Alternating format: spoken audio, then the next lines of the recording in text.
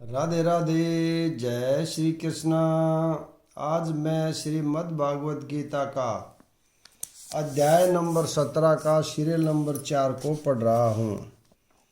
किंतु जो दान प्रत्युपकार की भावना से या कर्म फल की इच्छा से या अनिच्छा पूर्वक किया जाता है वह रजोगुणी कहलाता है। दान कभी स्वर्ग जाने के लिए दिया जाता है तो कभी अत्यंत कष्ट से तथा कभी इस पश्चाताप के साथ कि मैंने इतना व्यय इस तरह क्यों किया। कभी कभी अपने परिजनों के दबाव में आकर भी दान दिया जाता है। ऐसे दान रजोगुण में दिए गए माने जाते हैं। ऐसे अनेक दातव्य न्यास हैं जो उन संस्थाओं को दान देते हैं जहां इंद्रिय भोग का बाजार गर्म रहता है। वैदिक शास्त्र ऐसे दान की संतुति नहीं करते, केवल सात्विक दान की स्तुति की गई है तथा जो दान किसी अपवित्र स्थान में अनुचित समय में किसी अयोग्य व्यक्ति को या बिना समुचित ध्यान तथा आदर से दिया जाता है वह तामसी कहलाता है। यहाँ पर मदपान तथा धूत क्रीड़ा में व्यसनी के लिए दान देने को प्रोत्साहन नहीं दिया गया। ऐसा दान तामसी है। ऐसा दान लाभदायक नहीं होता, वरन इससे पापी पुरुषों को प्रोत्साहन मिलता है। इसी प्रकार यदि बिना सम्मान तथा ध्यान दिए किसी उपयुक्त व्यक्ति को दान दिया जाए तो वह भी तामसी है। सृष्टि के आदि काल से ओम तत् सत ये तीन शब्द परम ब्रह्मा को सूचित करने के लिए प्रयुक्त किए जाते हैं। ये तीनों सांकेतिक अभिव्यक्तियां ब्राह्मणों द्वारा वैदिक मंत्रों का उच्चारण करते समय तथा ब्रह्मा को संतुष्ट करने के लिए यज्ञों के समय प्रयुक्त होती थी। यह बताया जा चुका है कि तपस्या, यज्ञ, दान तथा भोजन के तीन भेद हैं, सात्विक, राजस तथा तामस। लेकिन चाहे ये उत्तम हो, मध्यम हो या निम्न हो, ये सभी बद्ध तथा भौतिक गुणों से कलुषित हैं। किंतु जब ये ब्रह्मा ओम तत् सत को लक्ष्य करके किए जाते हैं तो आध्यात्मिक उन्नति के साधन बन जाते हैं। शास्त्रों में ऐसे लक्ष्य का संकेत हुआ है। ओम तत् सत ये तीनों शब्द विशेष रूप में परम सत्य भगवान के सूचक हैं। वैदिक मंत्रों में ओम शब्द सदैव रहता है। जो व्यक्ति शास्त्रों के विधानों के अनुसार कर्म नहीं करता उसे परम ब्रह्मा की प्राप्ति नहीं होती। भले ही उसे क्षणिक फल प्राप्त हो जाए लेकिन उसे चरम गति प्राप्त नहीं हो पाती। तात्पर्य यह है कि दान, यज्ञ तथा तप को सतोगुण में रहकर करना चाहिए। रजो तथा तमोगुण में संपन्न करने पर ये निश्चित रूप से निम्न कोटि के होते हैं। ओम तत् सत शब्दों का उच्चारण परमेश्वर के पवित्र नाम के साथ किया जाता है। उदाहरणतः ओम तद विष्णु, जब भी किसी वैदिक मंत्र का या परमेश्वर का नाम लिया जाता है तो उसके साथ ओम जोड़ दिया जाता है। यह वैदिक साहित्य का सूचक है। ये तीन शब्द वैदिक मंत्रों से लिए जाते हैं। ओम इत्तेत ब्राह्मणों निर्दिष्टम नाम प्रथम लक्ष्य का सूचक है। फिर तत् तौमसी दूसरे लक्ष्य का सूचक है तथा सद एवं सौम्य तृतीय लक्ष्य का सूचक है। ये तीनों मिलकर ओम तत् सत हो जाते हैं। आदि काल में जब प्रथम जीवात्मा ब्रह्मा ने यज्ञ किए तो उन्होंने इन तीनों शब्दों के द्वारा भगवान को लक्षित किया था। अतएव गुरु परंपरा द्वारा उसी सिद्धांत का पालन किया जाता रहा है।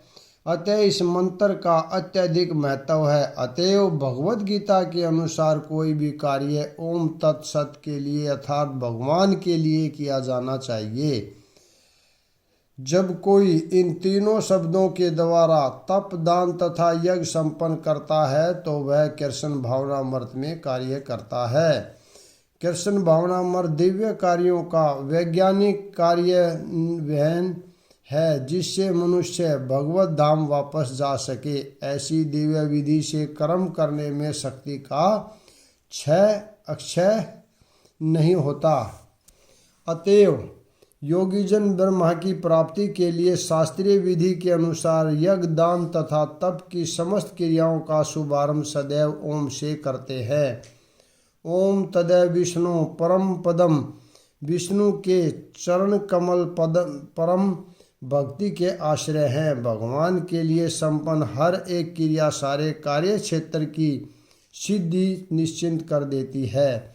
मनुष्य को चाहिए कि कर्म फल की इच्छा किए बिना विविध प्रकार के यज्ञ, तप तथा दान को तत्शब्द कहकर संपन्न करे।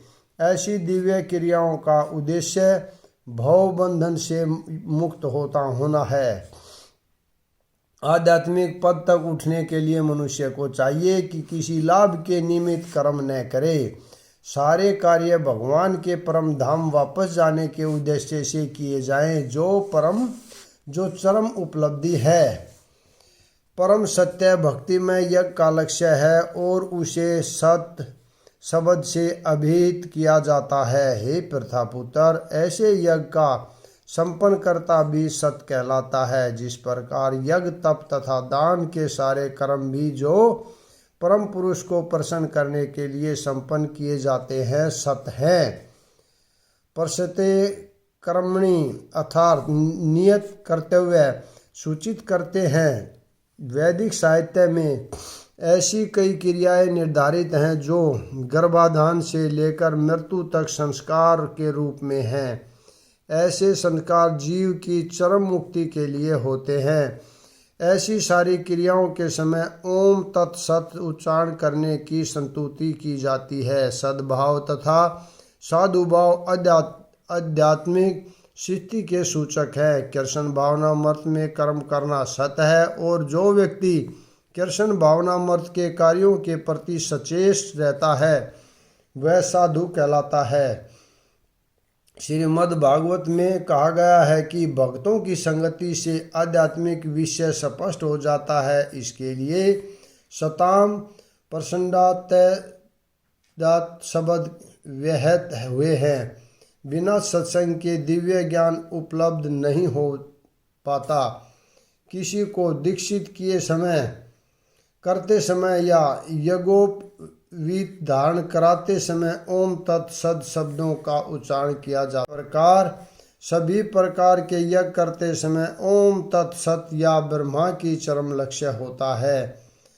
तदर्थीय में शब्द ब्रह्मा का प्रतिनिधित्व करने वाले किसी भी कार्य में सेवा करने के सूचक हैं, जिसमें भगवान के मंदिर में भोजन पकाना तथा सहायता करने जैसी सेवाएं या भगवान के यश का प्रसार करने वाला अन्य कोई भी कार्य सम्मिलित है। इस तरह ओम तत्सत शब्द समस्त कार्यों को पूरा करने के लिए कई प्रकार से प्रयुक्त किए जाते हैं।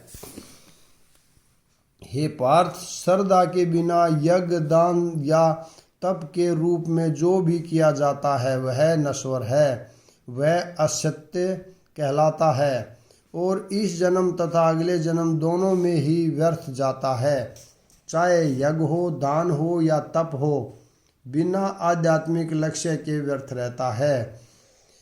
अतएव इस श्लोक में यह घोषित किया गया है कि ऐसे कार्य कुशित हैं। प्रत्येक कार्य कृष्ण भावनामृत में रहकर ब्रह्मा के लिए किया जाना चाहिए। संपूर्ण वैदिक साहित्य में भगवान में श्रद्धा की संतुति की गई है। ऐसी श्रद्धा तथा समुचित मार्गदर्शन के बिना कोई फल नहीं मिल सकता। समस्त वैदिक आदेशों के पालन का चरम लक्ष्य कृष्ण को जानना है। इस सिद्धांत का पालन किए बिना कोई सफल नहीं हो सकता। इसलिए सर्वश्रेष्ठ मार्ग यही है कि मनुष्य प्रारंभ से ही किसी प्रामाणिक गुरु के मार्गदर्शन में कृष्ण भावनामृत में कार्य करे। सब प्रकार से सफल होने का यही मार्ग है। बद्ध अवस्था में लोग देवताओं, भूतों या कुबेर जैसे यक्षों की पूजा के प्रति आकृष्ट होते हैं। यद्यपि सतोगुण, रजोगुण तथा तमोगुण से श्रेष्ठ हैं, लेकिन जो व्यक्ति कृष्ण भावनामृत को ग्रहण करता है वह प्रकृति के इन तीनों गुणों को पार कर जाता है। यद्यपि कर्मिक उन्नति की विधि है, किंतु शुद्ध भक्तों की संगति से यदि कोई कृष्ण भावनामृत ग्रहण करता है तो यह सर्वश्रेष्ठ मार्ग है। इस अध्याय में इसी की संतुति की गई है। इस प्रकार से सफलता पाने के लिए उपयुक्त गुरु प्राप्त करके उसके निर्देशन में प्रशिक्षण प्राप्त करना चाहिए, तभी ब्रह्मा में श्रद्धा हो सकती है।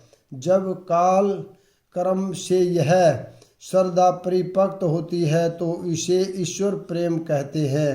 यही प्रेम समस्त जीवों का चरम लक्ष्य है। अतएव मनुष्य को चाहिए कि सीधे कृष्ण भावनामृत ग्रहण करे। इस 17वें अध्याय का यही संदेश है। इस प्रकार श्रीमद् भागवत गीता के 17वें अध्याय श्रद्धा के विभाग का भक्ति वेदांत तात्पर्य पूर्ण हुआ। अगला भाग कल पढ़ेंगे। राधे राधे। जय श्री कृष्णा।